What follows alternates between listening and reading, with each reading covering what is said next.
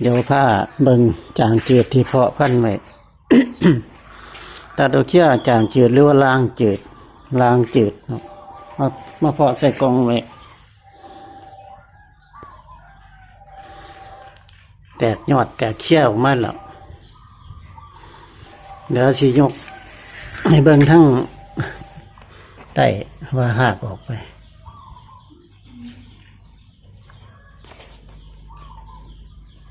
หากออกยาวเลยจางจืดหรือว่าล่างจืดเนาะเดี๋ยวหน้าคดเนาะ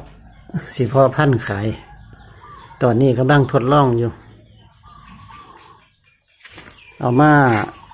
เพาะไว้ได้เดือนแล้วล่ะเดือนกับประมาณ5-6 มื้อเพาะทดลองไว้8กล่อง8 ต้นคือตัดเอาเขี้ยไหมตัดเอาเขี้ยเป็นป่องมาเสียบไว้มาแช่น้ำปลูกผักนี่แหละปุ๋ยABแล้วติดตามต่อไปเนาะอนาคตนี่สิพอได้หลายเนาะไว้จำหน่ายพี่น้องท่านใดสนใจเนาะติดตามเอาไว้เลยลางจืดหรือว่าจางจืดบ้านเฮา